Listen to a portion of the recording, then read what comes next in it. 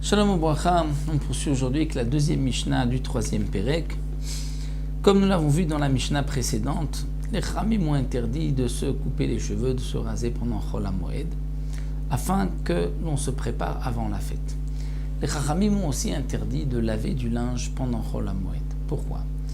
Afin d'avoir du linge propre au début de la fête, sinon les gens vont se dire « j'ai le temps pendant Chol HaMoed, je ne travaille pas, je pourrais faire mes lessives pendant Chol HaMoed ». Donc les Chachamim ont interdit de laver pour Chol HaMoed afin que tout soit prêt avant la fête.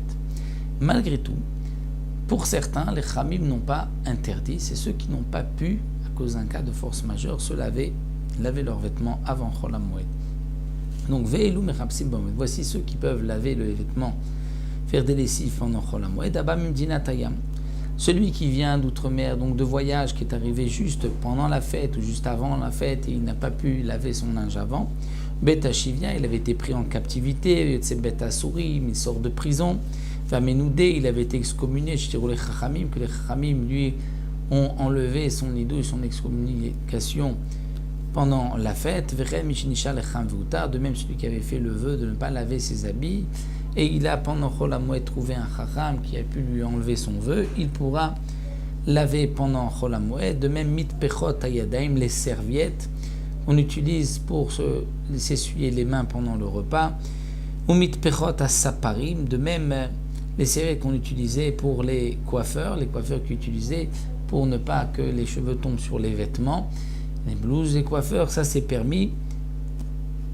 Bien sûr, on parle de coiffeurs qui utilisaient donc ces serviettes, ces blouses pour ceux qui avaient le droit de se couper les cheveux, comme on avait vu dans la première Mishnah. Donc là, on pourra aussi laver ces serviettes, ou mitpechot aspag, et les serviettes de bain que on a le droit de laver. Donc là, on comprend aussi pourquoi on a le droit de les laver, puisque même si on les avait lavés avant Yom Tov, on a encore besoin, elles se salissent pendant la fête, on a besoin de les relaver.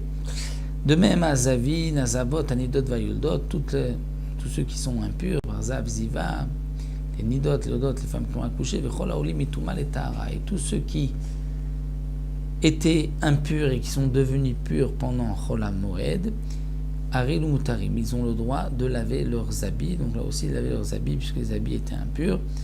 Donc ça c'est permis, ou Sha'ar Kol Adam Asurim, mais tous les autres, tout autre homme a l'interdiction de laver les vêtements pendant Chol HaMoed, comme nous l'avons vu donc dans la première et la deuxième Mishnah.